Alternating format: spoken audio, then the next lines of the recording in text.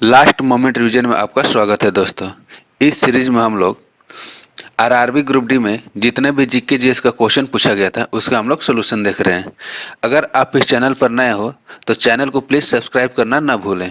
चलिए आज का सेशन स्टार्ट करते हैं। देखिए आज का पहला क्वेश्चन क्या है, दिए गए ग्राफ के आधार पर कौन सा कथन पैटर्न का सही वर्णन करता है। देखिए सिंपली रीजनिंग टाइप का क्वेश्चन दे दिया है, तो इसका सही आंसर क्या हो जाएगा, इसका सही आंसर हो जाएगा आपका बी। पूरे वर्ष के दौरान कार्बन डाइऑक्साइड की सांद्रता में वृद्धि हुई है। अब आते हैं next question, S against odds के लेखक कौन है। तो देखिए 1584 का सही आंसर हो जाएगा आपका A, Sania Mirza. Ace against odds के लेखक कौन है, सानिया मिर्जा। नेक्स्ट क्वेश्चन आते हैं, कुछ महिलाओं में कुछ समस्या कारण फलन नहीं हो सकता है। ऐसी स्थिति में फलन के लिए ताजे निकले हुए अंडे और शुक्राणुओं को शरीर से बाहर कुछ घंटों तक एक साथ रखा जाता है, उसे क्या कहा जाता है। तो देखिए इसका सही आंसर हो जाएगा आपका डी, उसको क्या कहा जाता है, विट्रो। अब आते हैं नेक्स्ट क्वेश्चन, देखिए निम्नलिखित में से कौन वर्तमान में चीन के प्रधानमंत्री है। तो देखिए चीन का प्रधानमंत्री पूछ रहा है और वर्तमान में चीन के प्रधानमंत्री कौन है, तो इसका सही आंसर हो जाएगा आपका बी, ली केकियांग। चीन के वर्तमान में प्रधानमंत्री कौन है, ली केकियांग। अब आते हैं नेक्स्ट क्वेश्चन, देखिए निम्नलिखित में से कार्बन परमाणुओं को फुटबॉल के आकार में व्यवस्थित किया जाता है। तो देखिए इसका सही आंसर क्या हो जाएगा, फ्लोरीन हो जाएगा। फ्लोरीन को और क्या बोला जाता है, C60 भी बोला जाता है। देखिए फ्लोरीन क्या होता है, कार्बन का अपरूप होता है। कार्बन के टोटल कितने अपरूप होते हैं, कार्बन के टोटल 3 अपरूप होते हैं। एक होता है हीरा, ठीक है, ग्रेफाइट तथा फ्लोरीन।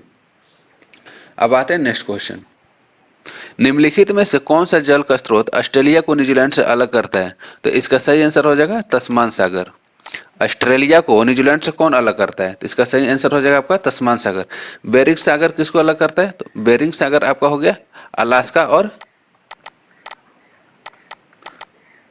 अमेरिका, ठीक है, यूएसए और अमेरिका को अलग करता है, सॉरी अलास्का और रूस को। अब आते हैं नेक्स्ट क्वेश्चन,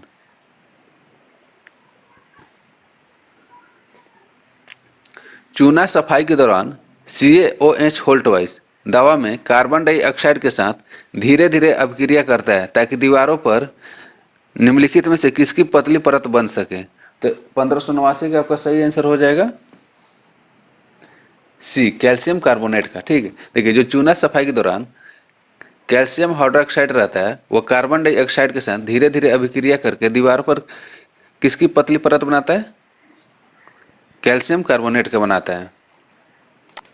अब आते हैं नेक्स्ट क्वेश्चन, एक्टिनाइड की परमाणु संख्या होती है। तो देखिए एक्टिनाइड कहाँ से स्टार्ट होता है, तो आपका एक्टिनाइड होता है 90 से स्टार्ट होता है, 90 से 103 क्या होता है, एक्टिनाइड होता है। और लेंथेनाइड कितना होता है आपका, सॉरी एक्टिनाइड होता है, हाँ एक्टिनाइड होता है 90 से 103 और लेंथेनाइड कितना होता है आपका 58 से 71 आपका लेंथेनाइड होता है। देखिए एक्टिनाइड का परमाणु संख्या कहाँ से कहाँ तक होता है, तो आपका एक्टिनाइड का परमाणु संख्या होता है 90 से 103 होता है, ठीक। और लेंथेनाइड का कहाँ से होता है आपका 58 से 71 होता है, ये हो गया आपका लेंथेनाइड, ठीक। लेंथेनाइड 6वें आवर्त को बोला जाता है और एक्टिनाइड बोला जाता है आपका 7वें आवर्त को बोला जाता है, ठीक है, 7वें आवर्त को बोला जाता है। अब आते हैं नेक्स्ट क्वेश्चन, पीना निम्नलिखित में से किसका बा भाग है। तो इसका सही आंसर हो जाएगा कान। पीना किसका बा भाग है, तो इसका सही आंसर हो जाएगा आपका कान। अब आते हैं नेक्स्ट क्वेश्चन, बौद्ध धर्म की नींव डैश महान सच्चाई एवं अंगीय पद पर आधारित है। तो 1592 का आपका सही आंसर हो जाएगा सी। देखिए जो बौद्ध धर्म की नींव है 4 महान सच्चाइयों एवं 8 अंगीय पद पर आधारित है, इसका सही आंसर हो जाएगा सी, 4 और 8। अब आते हैं नेक्स्ट क्वेश्चन, किसके अनुसार जी का मान घटता है। तो इसका सही आंसर हो जाएगा बी, जी का मान किनके अनुसार घटता है, तो इसका सही आंसर हो जाएगा आपका ऊंचाई, 1593 का बी। अब आते हैं नेक्स्ट क्वेश्चन, देखिए ध्वनि तरंग के तरंगदैर्ध्य की गणना करें जिसमें आवृत्ति 200 हर्ट्ज है और दिए गए माध्यम में उसकी गति कितनी है, 400 मीटर पर सेकेंड है। तो देखिए यहाँ पर एक फॉर्मूला होता है आपका वेग बराबर क्या होता है? वेग बराबर होता है तरंग दैर्ध्य गुने आवर्ती, तरंग दैर्ध्य इंटू आवृत्ति होता है। ठीक है, क्या ज्ञात करना है हम लोगों को? ज्ञात करना आपका तरंग दैर्ध्य ज्ञात करना है। ठीक, आवृत्ति का मान कितना दिया हुआ है? आवृत्ति का मान आपका दे दिया गया है, आवृत्ति का मान दिया हुआ है 200 हर्ट्ज, और गति कितना दिया हुआ है? वेग आपका दिया हुआ है 400। ठीक है, यहाँ पर तरंग दैर्ध्य बराबर कितना हो जाएगा? सिंपली आ जाएगा, तरंग दैर्ध्य बराबर आपका आ गया 2 मीटर। ठीक, तो रिलेशन क्या होता है? वेग बराबर होता है आपका तरंग दैर्ध्य गुने आवृत्ति। सिंपल फॉर्मूला पुटिंग न्यूमेरिकल था। अब आते हैं नेक्स्ट क्वेश्चन।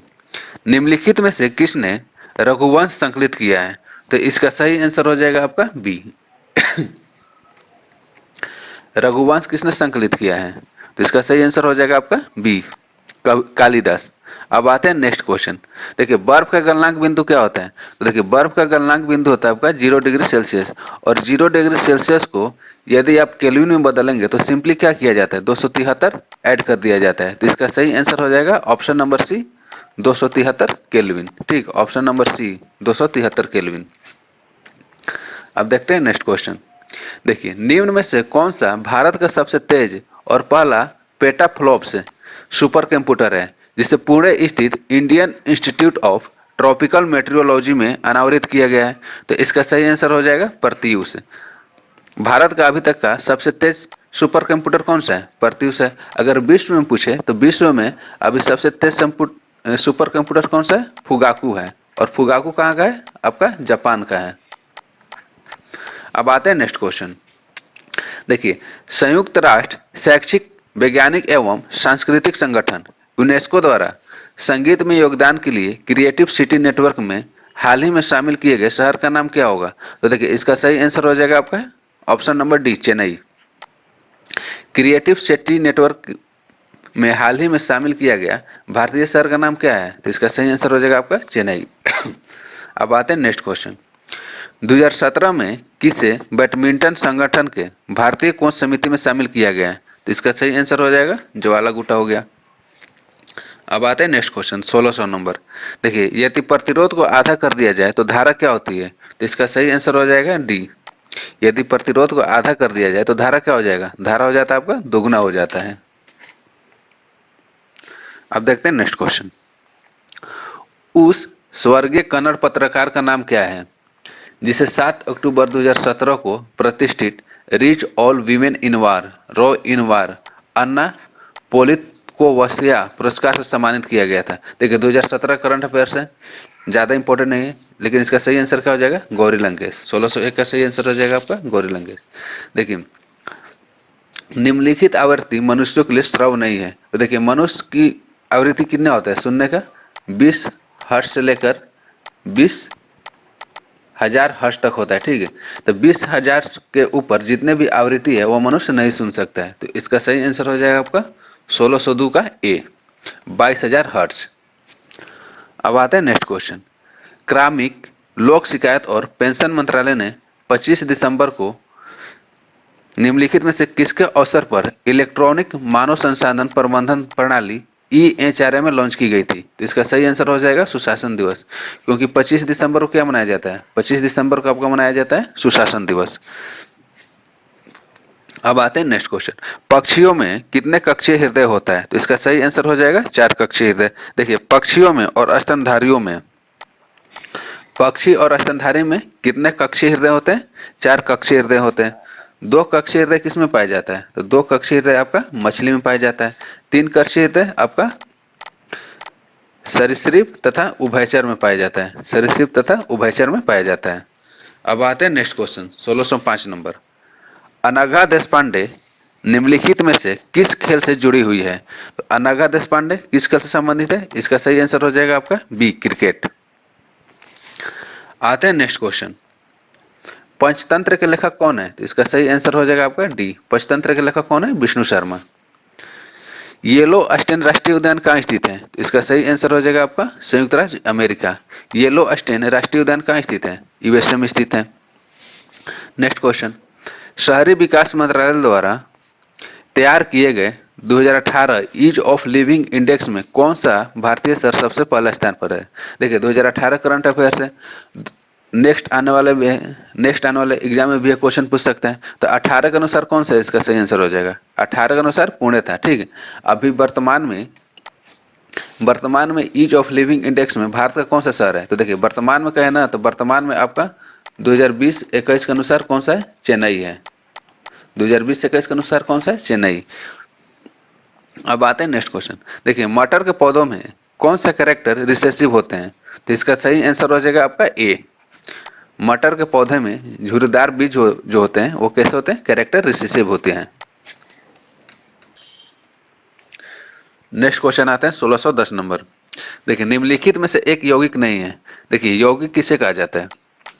जब दो या दो से अधिक तत्व एक निश्चित अनुपात में, ठीक है, जब एक निश्चित अनुपात में मिलाकर बनाया जाता है, ठीक है, और मिलकर बना जो पदार्थ होता है उसका गुण धर्म जिस भी मिश्रण से मिलकर बनाया जाता है उससे अलग होता है। तो देखिए यौगिक का मेन कंपोनेंट क्या होता है? निश्चित अनुपात में मिलाया जाता है, ठीक है, दो या दो से अधिक तत्व है। तो चौक हो जाएगा, यौगिक का एग्जाम्पल है। सल्फर डाइऑक्साइड भी यौगिक एग्जाम्पल है। हाइड्रोजन सल्फाइड भी यौगिक एग्जाम्पल हो गया। देखिए जो ऑप्शन नंबर पी है ये लीड लिखा हुआ है, लेकिन इसका ऑप्शन क्या होगा? लेड, ठीक है। लेड क्या होता है? लेड होता है आपका धातु। तो इसका सही आंसर हो जाएगा आपका ऑप्शन नंबर बी। लेड क्या है? लेड यौगिक नहीं है, लेड क्या है? आपका धातु है। अब आते हैं नेक्स्ट क्वेश्चन। निम्नलिखित में से किसमें गतिज ऊर्जा नहीं होती है? तो देखिए जिस वस्तु में गति होता है उसमें गतिज ऊर्जा होती है। ऑप्शन क्या कर रहा है? गतिमान का गति में, तो इसमें तो गतिज ऊर्जा होगा। लुढ़कता हुआ पत्थर, ये भी गति में है, तो इसमें भी गतिज ऊर्जा होगा। फिर ऑप्शन नंबर सी क्या है? गिरता हुआ नारियल, क्योंकि नारियल गिर रहा है इसलिए उसमें भी गति है, ठीक। तो ऑप्शन नंबर डी आपका आंसर हो जाएगा। उठा हुआ हथौड़ा, उठा हुआ हथौड़ा में कौन सा ऊर्जा होता है? आपका स्थितिज ऊर्जा। कौन सा होता है? आपका स्थितिज ऊर्जा होता है। अब आते हैं नेक्स्ट क्वेश्चन। जिन पौधों में स्पष्ट विभेदित शरीर रूपरेखा नहीं होती है वे किस समूह के अंतर्गत आते हैं? तो इसका सही आंसर हो जाएगा आपका थैलोफाइटा। किसके अनुसार आता है? थैलोफाइटा में। क्वेश्चन क्या है? जिन पौधों में स्पष्ट विभेदित शरीर रूपरेखा नहीं होती है वे किस समूह में आते हैं? तो इसका सही आंसर हो जाएगा आपका थैलोफाइटा। और थैलोफाइटा को आमतौर पर क्या कहा जाता है? थैलोफाइटा को आमतौर पर आपको शैवाल कहा जाता है। अब आते हैं नेक्स्ट क्वेश्चन। देखिए गुरुत्वाकर्षण की वजह से उत्पन्न होने वाले त्वरण का मूल किस पर निर्भर नहीं होता है? तो इसका सही आंसर हो जाएगा आपका डी, नीचे गिरने वाले वस्तु के द्रव्यमान पर निर्भर नहीं होता है। क्वेश्चन क्या कर रहा है? गुरुत्वाकर्षण की वजह से उत्पन्न होने वाले त्वरण का मूल किस पर निर्भर नहीं होता है? तो इसका सही आंसर हो जाएगा आपका ऑप्शन नंबर डी, नीचे गिरने वाले वस्तु के द्रव्यमान पर। विभवांतर को मापने के लिए किस उपकरण का उपयोग किया जाता है? तो विभवांतर को मापने के लिए आपका वोल्टमीटर का उपयोग किया जाता है। अब आते हैं नेक्स्ट क्वेश्चन 1615 नंबर। निम्नलिखित में से कौन मार्च 2017 में मद्रास उच्च न्यायालय के मुख्य न्यायाधीश बन गए? तो इसका सही आंसर हो जाएगा ऑप्शन नंबर ए, मुख्य न्यायाधीश इंदिरा बनर्जी। अब आते हैं नेक्स्ट क्वेश्चन।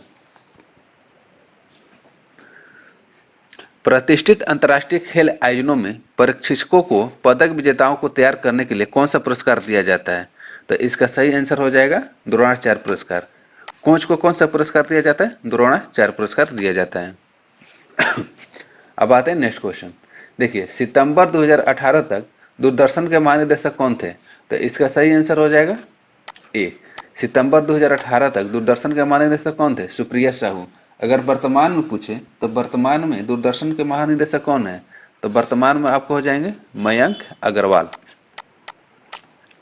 वर्तमान में दूरदर्शन के महानिदेशक कौन है? मयंक अग्रवाल है। अगर क्वेश्चन पूछे कि दूरदर्शन का स्थापना कब हुआ था? तो आपका दूरदर्शन का स्थापना हुआ था 15 सितंबर 1959 में हुआ था। अब आते हैं नेक्स्ट क्वेश्चन 1618 नंबर। एकमात्र अधातु है जिसे क्षारीय धातुओं के साथ रखा जाता है। तो इसका सही आंसर हो जाएगा हाइड्रोजन। हाइड्रोजन क्या होता है? अधातु होता है। और क्षारीय धातु किससे कहा जाता है? क्षारीय धातु कहा जाता है आपका वर्ग एक के जितने भी तत्व होते हैं उसको क्या बोला जाता है? क्षारीय धातु बोला जाता है। अब आते हैं नेक्स्ट क्वेश्चन 1619 नंबर। देखिए निम्नलिखित में से प्रत्येक कार्बन परमाणु 4 अन्य कार्बन परमाणु से बंधे होते हैं जो एक त्रिआयामी संरचना का निर्माण करते हैं। देखिए जब त्रिआयामी आ गया और 4 अन्य कार्बन परमाणु से बंधे होते हैं, तो इसका सही आंसर क्या हो जाएगा? डायमंड, हीरा। देखिए जो हीरा रहता है ना, वो कार्बन के अन्य 4 कार्बन परमाणु से बंधे होता है तथा कैसा ये संरचना बनाता है? 3 डायमेंशनल, 3 आयामी संरचना का निर्माण करता है। इसका सही आंसर हो जाएगा आपका ए, डायमंड। अब आते हैं नेक्स्ट क्वेश्चन। नेक्स्ट क्वेश्चन क्या कर रहा है? 15 किलोग्राम द्रव्यमान की एक वस्तु 5 मीटर पर सेकंड के एक समान वेग से गति कर रही है, तो उस वस्तु में कितनी गतिज ऊर्जा धारण की है? सिंपली फॉर्मूला पुटिंग क्वेश्चन है। तो गतिज ऊर्जा बराबर क्या होता है? 1/2 गुने एम गुने बी एक्स स्क्वायर, ठीक। तो हाफ एम का मान कितना दिया हुआ है? 15 किलोग्राम। भी का मान आपका हो जाएगा 5 गुने 5, ठीक। यहाँ से आप लोग अगर कैलकुलेशन करेंगे तो इसका सही आंसर क्या आ जाएगा? Option number C, 187.5 joule. अब आते हैं नेक्स्ट क्वेश्चन। निम्नलिखित में से कौन सा एक भौतिक परिवर्तन है? देखिए भौतिक परिवर्तन किसे कहा जाता है? वैसी अभिक्रिया जिसको पुनः उसी रूप में प्राप्त किया जा सके। तो देखिए इसका सही आंसर हो जाएगा आपका बर्फ का पिघलना। 1621 का सही आंसर क्या हो जाएगा? बर्फ का पिघलना। अब आते हैं 1622 नंबर क्वेश्चन। देखिए 1622 नंबर क्वेश्चन बहुत ही अच्छा है। देखिए क्वेश्चन क्या कर रहे हैं? 40 ग्राम द्रव्यमान की एक गोली 3 किलोग्राम की बंदूक से 150 मीटर पर सेकंड के वेग से क्षैतिज रूप से दागी जाती है, तो पिस्तौल का प्रतिच्छेद वेग कितना होगा? देखिए यह जो क्वेश्चन है संवेग संरक्षण पर आधारित है। देखिए इस क्वेश्चन का हम लोग सोल्यूशन देख रहे हैं। देखिए इसमें क्या है? गोली है, इस तरफ पिस्तौल है, ठीक है। गोली का द्रव्यमान कितना दिया हुआ है? आपको गोली का द्रव्यमान m1 मान लेते हैं 40 ग्राम, ठीक। अगर इसको हम लोग किलोग्राम में परिवर्तित करेंगे तो कितना हो जाएगा? 40/1000 किलोग्राम हो जाएगा, ठीक। यानी कि 0.04 किलोग्राम हो जाएगा, ठीक। गोली का प्रारंभिक वेग E1 मान लेते हैं, ठीक। गोली का प्रारंभिक वेग E1 कितना है? 0 है। और देखिए गोली कितने वेग से छूट रहा है, तो इसका V1 कितना हो जाएगा? अंतिम वेग 150 मीटर पर सेकेंड हो जाएगा। उसी तरह से पिस्तौल का द्रव्यमान M2, पिस्तौल का द्रव्यमान कितना दिया हुआ है? आपका 3 किलोग्राम दिया हुआ है, ठीक। पिस्तौल का शुरू में प्रारंभिक वेग भी कितना होगा? 0 होगा। और निकालना क्या है? पिस्तौल का प्रतिच्छिद वेग, यानी कि हम लोग पिस्तौल का अंतिम वेग निकालना है। तो पिस्तौल का अंतिम वेग को हम लोग V2 ही मान लेते हैं, ठीक। अब देखिए इसमें क्या होता है, जो क्वेश्चन है यह किस पर आधारित है? यह आधारित है आपका संवेग संरक्षण पर, ठीक। किस पर आधारित है? आपका संवेग संरक्षण पर आधारित है। संवेग संरक्षण के अनुसार क्या होता है? देखिए गोली चलने के पहले का वेग, गोली चलने के पहले का संवेग बराबर गोली चलने का बाद का संवेग, गोली चलने के बाद का संवेग, ठीक है। देखिए इसमें क्या होता है ना, संवेग संरक्षण के अनुसार गोली चलने के पहले का संवेग तथा गोली चलने के बाद का संवेग टोटल क्या होता है? नियत रहता है। देखिए संवेग का फॉर्मूला क्या होता है? द्रव्यमान गुने वेग, mv होता है, ठीक है। तो देखिए गोली चलने से पहले का समय कितना हो जाएगा? इसका हो जाएगा m1 u1 plus m2 u2 हो जाएगा। गोली के चलने के पहले का समय पिस्तौल और गोली का कितना हो जाएगा? m1 हो जाएगा और पिस्तौल का m2 है, तो यहाँ से m1 u1 plus m2 u2 हो जाएगा बराबर। अगर गोली चल जाता है तो गोली चलने के बाद का समय कितना हो जाएगा? m1 v1 plus m2 v2 हो जाएगा, ठीक। क्योंकि E1 का मान यहाँ पर कितना है? E1 का मान 0 है, ठीक। देखिए यहाँ पर मान रखते हैं, यहाँ पर M1 का मान कितना है? 0.04 गुने 0 हो जाएगा E1 का मान, ठीक। यहाँ पर M2 का मान कितना है? 3 है और U2 का मान कितना है? 0 है, तो ये पूरा टर्म क्या हो जाएगा? 0 हो जाएगा, ठीक। और M1 का मान यहाँ पर कितना है? 0.04 किलोग्राम प्लस सॉरी V1 का मान कितना हुआ है? 150 प्लस M2 का मान कितना है आपका? यहाँ पर 3 किलोग्राम और V2 का मान हम लोगों को ज्ञात करना है। तो देखिए यहाँ से कैलकुलेशन करने पर कितना आ जाएगा? यहाँ से कैलकुलेशन करने पर आपका आ जाएगा 6 प्लस 3 V2 बराबर 0, ठीक। अगर इसको 6 को इधर लाएंगे तो हो जाएगा आपका -6 बराबर 3 V2। तो यहाँ से V2 का मान कितना आ जाएगा? -2 मीटर पर सेकेंड। इसका सही आंसर हो जाएगा आपका बी, ऑप्शन नंबर बी। देखिए 1622 नंबर क्वेश्चन बहुत ही अच्छा है और यह क्वेश्चन बार बार ग्रुप डी में पूछा जाता है। आई होप आपको यह क्वेश्चन समझ में आ गया होगा। ठीक, अगर नहीं आया होगा तो आप हमें कमेंट बॉक्स में जरूर लिखिएगा। देखिए सेम क्वेश्चन है 1622 नंबर। अब आते हैं नेक्स्ट क्वेश्चन। मार्च 2017 में निम्नलिखित में से किस केंद्रीय मंत्रालय ने मिशन फिंगरलिंक को नीली क्रांति प्राप्त करने के लिए शुरू किया गया था? तो 1623 का सही आंसर हो जाएगा आपका डी, कृषि मंत्रालय और किसान कल्याण मंत्रालय ने। अब आते हैं, देखिए यह 8/10/2018 शिफ्ट 3 में पूछा गया क्वेश्चन है। 1624 नंबर क्वेश्चन। समाचार में अक्सर देखे जाने वाला शब्द ब्रेक्जिट निम्नलिखित देशों में किस देश से संबंधित है? तो इसका सही आंसर हो जाएगा आपका यूके। 1624 का सही आंसर क्या हो जाएगा आपका? यूके हो जाएगा। Next question. कनाडा के सर्वोच्च न्यायालय के न्यायाधीश के रूप में नियुक्त होने वाली पहली पगड़ी वाली सिख महिला कौन सी है? तो 1625 का आपका सही आंसर हो जाएगा परविंदर कौर सेलगिर। कनाडा के सर्वोच्च न्यायालय के न्यायाधीश के रूप में नियुक्त होने वाली पहली पगड़ी वाली सिख महिला कौन बन गई है? तो इसका सही आंसर होगा पलविंदर कौर शेरगिल। Next question. किसी वस्तु द्वारा किया गया कार्य 56 जूल है और उस पर लगाया गया बल 7 न्यूटन है, तो विस्थापन ज्ञात कीजिए। तो सिंपल, यह भी सिंपल न्यूमेरिकल है। किया गया कार्य बराबर क्या होता है? कार्य बराबर आपका होता है बल गुने विस्थापन होता है। ठीक है, कार्य बराबर क्या होता है? बल गुने विस्थापन। कार्य का मान कितना दिया हुआ है? 56 जूल दिया हुआ है। ठीक, बल का मान दिया हुआ है आपका 7 न्यूटन। ज्ञात क्या करना है? विस्थापन। ज्ञात क्या करना है? विस्थापन। तो विस्थापन बराबर क्या हो जाएगा? विस्थापन बराबर हो जाएगा आपका 56/7 यानी कि 8 न्यूटन। विस्थापन 8 मीटर हो जाएगा। विस्थापन कैसे मात्रा क्या होता है? मीटर हो जाता है। तो सिंपल क्वेश्चन था। कार्य बराबर होता है आपका बल गुने विस्थापन। ठीक है, कार्य का मान दिया हुआ है 56 जूल, बल का मान दिया हुआ है 7 न्यूटन। सिंपल यहां से विस्थापन निकाल देंगे तो विस्थापन कितना आ जाएगा आपका? 8 मीटर आ जाएगा। Next question. पादप जगत को उभयचर कहलाते हैं, तो इसका सही आंसर हो जाएगा ब्रायोफाइटा। पादप जगत को उभयचर किसे कहा जाता है? ब्रायोफाइटा को कहा जाता है। Next question. शिव शंकर प्रसाद चौरसिया का संबंध किस खेल से है? शिव प्रसाद चौरसिया का संबंध किस खेल से? तो इसका सही आंसर हो जाएगा आपका ए, गोल्फ। शिव शंकर प्रसाद चौरसिया का संबंध किस खेल से? गोल्फ से संबंधित है।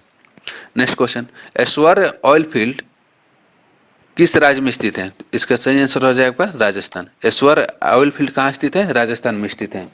अब आते हैं नेक्स्ट क्वेश्चन। मानुषी छिलर ने निम्न में से कौन सा खिताब जीता था? तो देखिए मानुषी छिलर ने मिस वर्ल्ड का खिताब जीता था और मिस वर्ल्ड का खिताब कब जीता था? 2017 में। तो इसका सही आंसर हो जाएगा आपका मिस वर्ल्ड 2017 1630 का। अब आते हैं नेक्स्ट क्वेश्चन। गौतम बुद्ध ने अपना पहला उपदेश कहाँ दिया था? तो देखिए 1631 का सही आंसर हो जाएगा आपका डी, गौतम बुद्ध ने अपना पहला उपदेश कहाँ दिया था? सारनाथ में दिया था। Next question. एक माध्यम में ध्वनि की गति निर्धारित करता है, तो इसका सही आंसर हो जाएगा माध्यम की प्रकृति। किसी भी माध्यम में ध्वनि की गति का निर्धारण कौन करता है? तो इसका सही आंसर हो जाएगा माध्यम की गति। अब आते हैं नेक्स्ट क्वेश्चन। देखिए 2018 करंट अफेयर से पूछा गया है। रेलवे मंत्रालय द्वारा जारी 2018 स्टेशन स्वच्छता रिपोर्ट में कौन सा A1 श्रेणी रेलवे स्टेशन पहले स्थान पर आया है? तो 1633 का सही आंसर हो जाएगा आपका डी, मारवाड़। अब आता है नेक्स्ट क्वेश्चन। विश्व के सबसे प्रतिष्ठित अंग्रेजी भाषा साहित्यिक पुरस्कार का नाम क्या है? तो 1634 का सही आंसर हो जाएगा आपका डी, मैन बुकर पुरस्कार। विश्व के सबसे प्रतिष्ठित अंग्रेजी भाषा साहित्य पुरस्कार का नाम क्या है? मैन बुकर पुरस्कार। Next question. तापमान को केल्विन पैमाने से सेल्सियस पैमाने में बदलने के लिए आपको दिए गए तापमान में 273 से क्या करना होगा? देखिए जब सेल्सियस हम लोग केल्विन में बदलते हैं तो सिंपली क्या होता है? 273 जोड़ा जाता है। ठीक है, अगर हम लोग केल्विन से सेल्सियस में बदलते हैं तो क्या होता है? 273 घटाया जाता है। तो 1635 का आंसर क्या हो जाएगा आपका?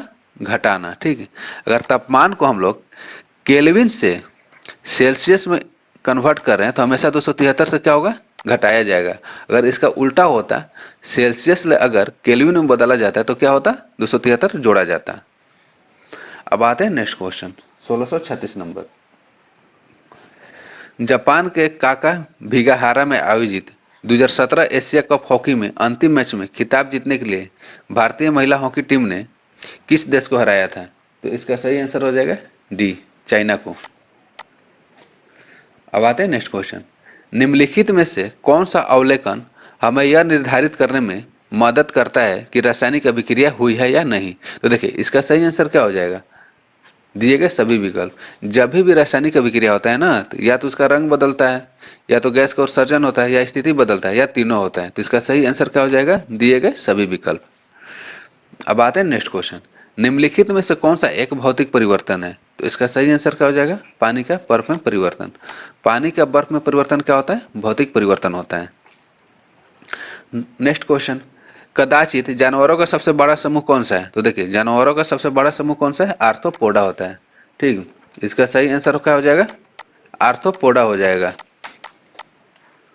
जानवरों का सबसे बड़ा समूह कौन सा होता है, आर्थ्रोपोडा। अगर क्वेश्चन यह पूछ दे कि दूसरा सबसे बड़ा समूह कौन सा होता है, दूसरा सबसे बड़ा समूह, तो दूसरा सबसे बड़ा समूह होता है आपका मोलस्का। दूसरा सबसे बड़ा समूह कौन सा होता है, मोलस्का होता है। अब आते हैं नेक्स्ट क्वेश्चन। देखिए कार्बन के अपरूप में कार्बन परमाणुओं को फुटबॉल के आकार में व्यवस्थित किया जाता है। तो इसका सही आंसर हो जाएगा आपका C60। इसको और क्या बोला जाता है, इसको बोला जाता है आपका फुलेरिन बोला जाता है। C60 को क्या बोला जाता है, फुलेरिन बोल जाता है। अगर क्वेश्चन पूछे कि कार्बन परमाणुओं के टोटल कितने अपरूप होते हैं, तो कार्बन परमाणु के टोटल कितने अपरूप होते हैं, 3 होते हैं, हीरा, ग्रेफाइट तथा फुलेरिन। Next question. 2018 के अनुसार भारत के सड़क परिवहन एवं राजमार्ग मंत्रालय के केंद्रीय मंत्री कौन है? तो इसका सही आंसर हो जाएगा नितिन गडकरी। अभी भी यही है, 2021 में भी नितिन गडकरी ही है, 2021-22 में। अब आते हैं नेक्स्ट क्वेश्चन। बेसिन की संधि पर किस वर्ष हस्ताक्षर किए गए थे? तो बेसिन का संधि कब हुआ था, 1802 में हुआ था। इसका सही आंसर हो जाएगा आपका 1802। और बेसिन की संधि किनके मध्य हुआ था? तो देखिए बेसिन का संधि जो हुआ था ना, मराठा और अंग्रेजों के बीच हुआ था। किनके बीच हुआ था, मराठा और अंग्रेजों के बीच में हुआ था। अब आते हैं नेक्स्ट क्वेश्चन। हमारे शरीर में कई अंग हैं, निम्नलिखित में से कौन सा अंग सबसे बड़ा अंग होता है? तो मानव शरीर में सबसे बड़ा अंग कौन सा होता है, त्वचा होता है। ठीक है, अगर क्वेश्चन पूछ दे कि मानव शरीर में सबसे बड़ा ग्रंथि कौन सा होता है, तो सबसे बड़ा ग्रंथि होता है आपका यकृत। और सबसे बड़ा ग्रंथि कौन सा होता है, यकृत होता है। और सबसे बड़ा अंग कौन सा होता है, त्वचा होता है। देखिए निम्नलिखित में से कौन सा किसी धातु का इलेक्ट्रॉनिक विन्यास नहीं होता है? देखिए किसी भी धातु का इलेक्ट्रॉनिक विन्यास कितना होता है, इलेक्ट्रॉनिक विन्यास में उसके अंतिम सेल में 1, 2 या 3 इलेक्ट्रॉन रहना चाहिए। तो देखिए ये भी तो धातु का हो गया इलेक्ट्रॉनिक विन्यास, ये भी धातु का हो गया, ये भी धातु का हो गया। ऑप्शन नंबर बी इसका सही आंसर हो जाएगा। ठीक, अगर किसी भी धातु का इलेक्ट्रॉनिक विन्यास 2-6 से स्टार्ट होता है तो वो धातु नहीं होता, वो क्या होता है, अधातु होता है। तो इसका सही आंसर क्या हो जाएगा, 2-6। ठीक, देखिए धातु का डिफिनेशन क्या होता है, रासायनिक रूप से उसको कैसे पहचानते हैं? अगर किसी का इलेक्ट्रॉनिक विन्यास में, ठीक, या किसी की संयोजकता 1, 2 या 3 हो, ठीक है, किसी भी परमाणु के लास्ट सेल में उपस्थित इलेक्ट्रॉनों की संख्या 1, 2 या 3 हो तो उसको क्या बोला जाता है, धातु बोला जाता है। ठीक है, और इससे ज्यादा हो तो क्या बोला जाता है, उसको अधातु या उपधातु बोला जाता है। अब आते हैं 1645 नंबर क्वेश्चन। उभयचरों और अधिकांश सरीसृपों में कितने कक्षीय हृदय पाया जाता है? तो रिपीट क्वेश्चन है, इसका सही आंसर हो जाएगा 3 कक्षीय हृदय। 4 कक्षीय हृदय किसमें पाया जाता है, आपका पाया जाता है पक्षी तथा स्तनधारी में। पक्षी तथा स्तनधारी में 4 कक्षीय हृदय पाया जाता है। 2 कक्षीय हृदय किसमें पाया जाता है, मछली में पाया जाता है। अब आते हैं next question. French super series badminton tournament 2017 में पुरुष वर्ग का एकल खिताब किसने जीता था? तो 1686 का आपका सही आंसर हो जाएगा किदाबी श्रीकांत, किदाबी श्रीकांत। 1647 नंबर, ये भी करंट अफेयर से क्वेश्चन पूछा गया है। वर्ष 2017 में कहाँ सिनेमा के क्षेत्र में निम्न में से किसको पद्मश्री पुरस्कार से सम्मानित किया गया था? तो इसका सही आंसर हो जाएगा श्री पुरुषोत्तम मिश्र। नेक्स्ट क्वेश्चन, डीएनए का फुल फॉर्म क्या होता है? तो इसका सही आंसर हो जाएगा डीऑक्सीराइबो न्यूक्लिक एसिड। डीएनए का फुल फॉर्म क्या होता है, deoxyribo nucleic acid. 1649 number, formula Ponting numerical है।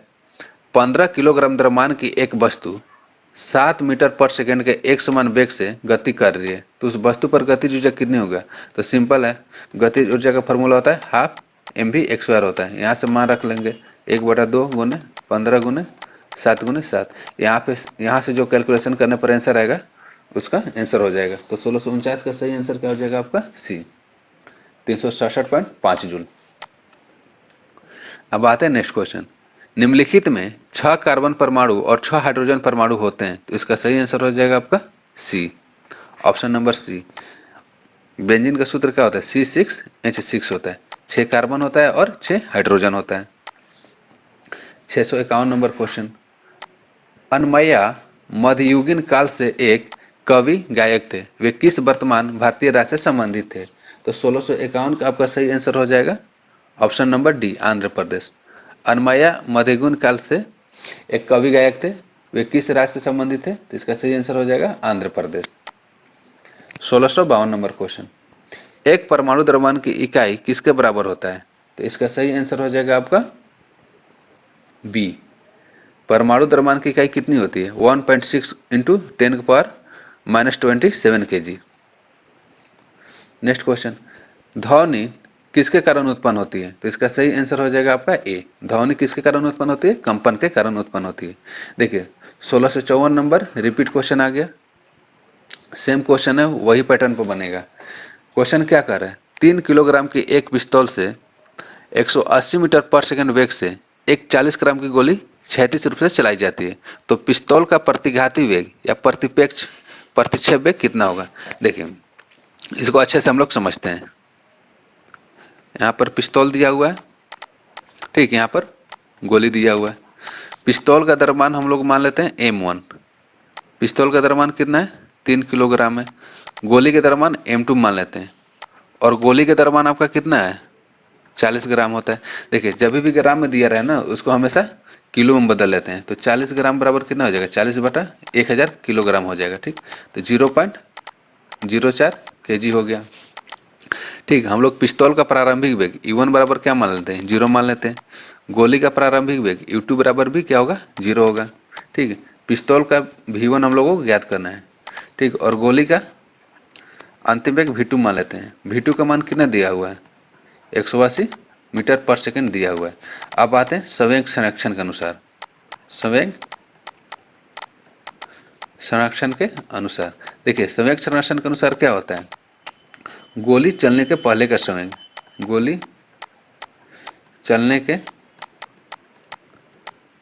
पहले का संवेग बराबर होता है गोली चलने के बाद का संवेग के बराबर होता है, ठीक है। अब देखिए गोली चलने के पहले का संवेग कितना हो जाएगा? m1 e1 plus m2 e2 हो जाएगा, और गोली चलने के बाद का समय कितना हो जाएगा? m1 v1 plus m2 v2 हो जाएगा, ठीक। तो देखिए m1 का मान कितना दिया हुआ है? 3 किलोग्राम। e1 का मान कितना है? यहाँ पे 0 है। m2 का मान कितना है? 0.04, और u2 का मान कितना है आपका? 0 है। उसी तरह m1 का मान कितना है आपका? 3 किलोग्राम। v1 का मान हम लोगों को ज्ञात करना है, ठीक है। m2 का मान दिया हुआ है 0.0 किलोग्राम, और v2 का मान दिया हुआ है 180 मीटर पर सेकंड, ठीक है। अब देखिए यहाँ से कैलकुलेशन करेंगे तो इसका मान तो क्या आ जाएगा? 0 आ जाएगा। फिर यहाँ से आ जाएगा 3v1 प्लस, अब देखिए यहाँ से कैलकुलेशन करते हैं तो इसको कैसे कर सकते हैं इजी वे में? इसको 4/6 लिख सकते हैं इंटू 180, 10 से 10, 2 से 5, 2 से 9, तो यहाँ से क्या आ जाएगा आपका? आ जाएगा 36/5 आ जाएगा। इसको इधर ले जाएंगे तो कितना आ जाएगा? -3v1 बराबर 36/5 आ जाएगा। इसलिए v1 बराबर कितना आ जाएगा? 36/15। तो यहाँ से कैलकुलेशन करने पर कितना आ जाएगा आपका?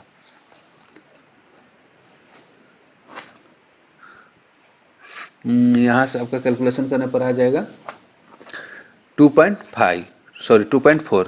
तो v1 बराबर कितना हो जाएगा? -2.4 मीटर पर सेकेंड हो जाएगा। बस आपको यह कॉन्सेप्ट याद रखना चाहिए कि संवेग संरक्षण के अनुसार क्या होता है? गोली चलने के पहले का समय बराबर होगा गोली चलने के बाद का समय। बस आपको यहाँ पर मान पुट कर देना है तो आपका सही आंसर आ जाएगा 2.4 मीटर पर सेकेंड। अब आते हैं नेक्स्ट क्वेश्चन।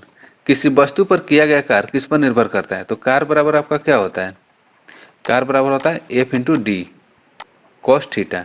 तो बल किस पर निर्भर करता है? विस्थापन पर निर्भर करता है। ठीक है, बल और विस्थापन के बीच कोण पर, बल और विस्थापन के बीच कोण भी है। ठीक है, प्रयुक्त बल पर भी निर्भर करता है। तो इसका सही आंसर हो जाएगा ए, बी और सी। ठीक है, तो किसी वस्तु पर किया गया कार्य किस पर निर्भर करता है? बल पर निर्भर करता है, विस्थापन पर निर्भर करता है और उनके बीच बने कोण पर निर्भर करता है। अब आते हैं नेक्स्ट क्वेश्चन। झारखंड के उस संरक्षणवादी और सक्रिय कार्यकर्ता की पहचान करें जो महिला ट्रांसफॉर्मिंग इंडिया 2017 पुरस्कार के प्राप्तकर्ताओं में से एक है। तो 1656 का सही आंसर हो जाएगा आपका जमुना टुडू। सही आंसर हो जाएगा आपका जमुना टुडू। अब आते हैं नेक्स्ट क्वेश्चन। अगर बल्ब फिलामेंट का प्रतिरोध 1200 ओम है तो 220 वोल्ट स्रोत से इलेक्ट्रॉनिक बल्ब में कितनी धारा प्रवाहित होगी? ओम के नियम के अनुसार क्या होता है? V बराबर होता है आपका IR। ठीक है, V का मान कितना दिया हुआ है? 220 वोल्ट दिया हुआ है। I का मान हम लोग ज्ञात करना है और R का मान कितना दिया है? 1200 ओम। तो I बराबर क्या हो जाएगा? 220 बटा 1200। ठीक, यहां से कैलकुलेशन करने पर आपका कितना आंसर आएगा? सही आंसर हो जाएगा आपका A 0.8 एम्पियर। ठीक, यहाँ पे आप कैलकुलेशन करके देख सकते हैं। सिंपल आपको फॉर्मूला याद रहना चाहिए। ओम के नियम के अनुसार V बराबर क्या होता है? I इंटू आर होता है। वोल्ट बराबर होता है धारा गुने प्रतिरोध। यहाँ से हम लोग मान पुट करके सिंपल I का मान निकाल लेंगे। अब आते हैं नेक्स्ट क्वेश्चन। मार्च 2017 में G20 लीडर्स इकोनॉमिक समिट किस शहर में संपन्न हुआ था? तो 1658 का आपका सही आंसर हो जाएगा A वाराणसी में हुआ था। कहां पर हुआ था? वाराणसी में हुआ था। Next question. विद्युत बल्ब के एक फिलामेंट द्वारा 3 मिनट में 0.8 एम्पियर की धारा खींची जाती है तो परिपथ के माध्यम से प्रवाहित होने वाला आवेश कितना होगा?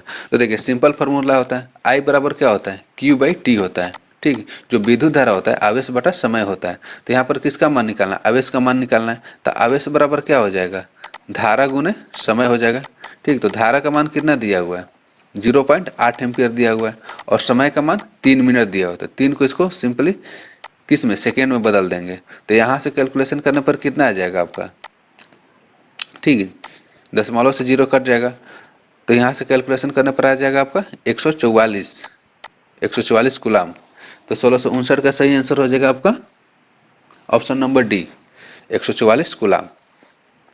अब आते हैं नेक्स्ट क्वेश्चन। निम्न में से कौन सा बीज अंकुरन के दौरान आगामी प्ररोह में विकसित होते हैं? तो 1660 का आपका सही आंसर हो जाएगा बी प्रांकुर।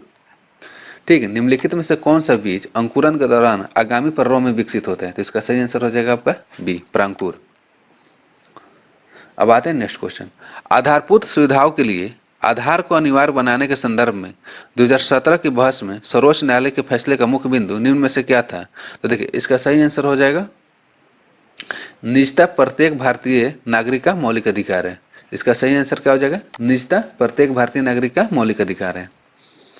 Next question. केंद्रीय मंत्रिमंडल ने स्वास्थ्य और चिकित्सा विज्ञान के क्षेत्र में किस देश के साथ MOU को मंजूरी दी है? तो 1662 का सही आंसर हो जाएगा आपका डी जॉर्डन के साथ। 1662 का सही आंसर हो जाएगा आपका जी जॉर्डन के साथ। अब आते हैं नेक्स्ट क्वेश्चन। लैंथनम की परमाणु संख्या कितनी होती है? तो देखिए लैंथनम का परमाणु संख्या कितना होता है? 57 होता है। ठीक है, लैंथनम का परमाणु संख्या कितना होता है? 57 होता है। आज का सेशन यहीं तक रहने देते हैं। अगर आपको यह वीडियो अच्छा लगता है तो अपने दोस्तों के साथ शेयर जरूर करें और चैनल को सब्सक्राइब जरूर करें।